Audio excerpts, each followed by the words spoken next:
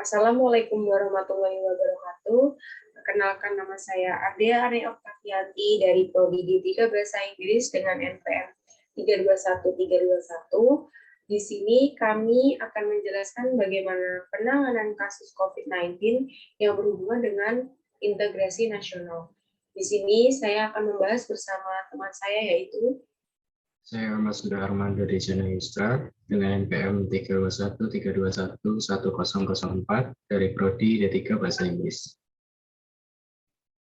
Baik, di sini saya terlebih dahulu akan bertanya terhadap Mas Huda tentang apa yang kamu ketahui tentang integrasi nasional.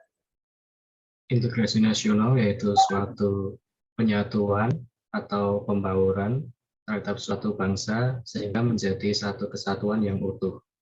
Dan bisa juga diartikan dengan suatu usaha atau upaya untuk menyatukan suatu bangsa. Ya. Dan saya ingin juga bertanya, apa sih itu integrasi nasional menurut Ardea? Uraian tentang integrasi nasional menurut saya itu aktualisasi nilai-nilai Bhinneka Tunggal Ika dilakukan melalui tindakan nyata keseharian oleh seluruh komponen warga masyarakat dalam memperkuat integrasi nasional. Karena Indonesia dengan beragam budaya, suku, atau etnik, bahasa, agama, kondisi geografis, dan strata sosial yang berbeda berada di bawah kekuasaan sebuah sistem nasional, termasuk di dalamnya pemerintah menjalankan proses pembangunan masyarakat yang majemuk harus bersinergi bersama tanpa membedakan latar belakang dan strata sosial kehidupan untuk mewujudkan cita-cita bangsa sesuai dengan komitmen bersama berlandaskan nilai-nilai yang terkandung dalam Bhinneka Tunggal Ika yang bermaktub dalam Pancasila. Itu adalah uraian integrasi nasional menurut saya. Baik, selanjutnya saya akan melanjutkan bertanya, apakah Anda sudah puas terhadap penanganan kasus COVID-19 oleh pemerintah? Saya sendiri masih merasa kurang puas dengan penanganan pemerintah dalam menangani kasus COVID-19 di Indonesia ini, karena saya rasa pemerintah masih kurang tegas dalam menangani kasus COVID yang ada di Indonesia ini, seperti contohnya dalam penegakan PPKM masih banyak masyarakat yang melanggarnya, dan itu disebabkan oleh kurang tegasnya pemerintah dalam menangani kasus COVID ini. Dan di saat ini muncul juga kasus baru yaitu Omicron. Ini saya rasa juga kurang tegas dalam menanganinya pemerintah, sehingga menimbulkan munculnya berbagai kasus Omicron yang terbaru di berbagai daerah di Indonesia. Oh iya sih, benar sekali pendapat menurut Mas Huda. Berarti Anda kurang puas terhadap pemerintah dalam penanganan kasus COVID-19. Dan kita sudah bicara mengenai integrasi nasional dan juga pencegahan COVID-19, saya ingin bertanya kepada Ardea, apa hubungan antara pencegahan COVID-19 dan integrasi nasional? Menurut saya sendiri, untuk itu diharapkan tindakan nyata pemerintah dan masyarakat yang lebih kompak.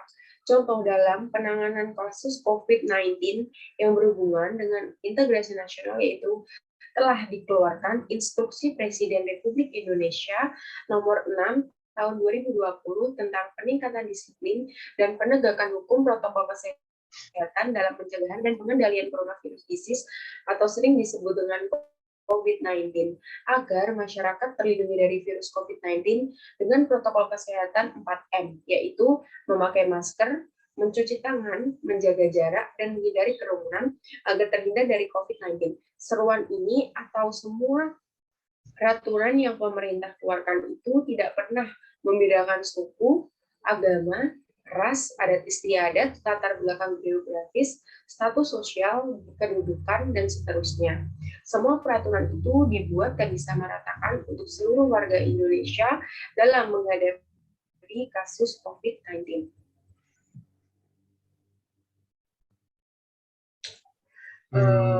Baik, boleh dilanjut? bicara tentang integrasi, ada hal lain yang saya ingin bicarakan, yaitu lawan dari integrasi itu sendiri, atau disintegrasi, yaitu faktor penghambatnya. Menurut Arja, apa sih itu faktor penghambat integrasi? Menurut saya ada beberapa faktor penghambat integrasi, yaitu di Indonesia sendiri kan terdiri dari berbagai macam suku budaya yang dan tersebut adalah salah satu faktor penghambat disintegrasi karena kita sendiri menghadapi suatu yang semua ras, budaya, suku, bahkan bahasa saja berbeda.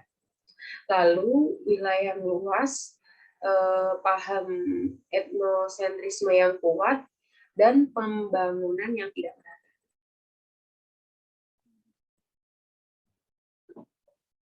Lalu sehubungan dengan penanganan COVID-19, faktor disintegrasi terhadap penanganan COVID-19 itu apa saja sih? Disintegrasi itu pengertian dari tidak bersatunya keadaan masyarakat di negara kita. Dan faktornya itu sangat membahayakan, yaitu maraknya kasus COVID-19 karena ketidakbersamaannya masyarakat dalam menghadapi kasus atau mentaati penanganan kasus COVID-19 ini, karena perbedaan pendapat mereka, ada yang percaya dengan adanya masker dan ada yang tidak percaya dengan memakai masker dapat mencegah penyakit COVID-19 ini. Jadi faktornya yaitu dapat meningkatkan kasus COVID-19 dan bahkan banyak memakan nyawa karena penyakit COVID-19 ini. Itu sih menurut saya faktor disintegrasi terhadap penanganan kasus COVID-19.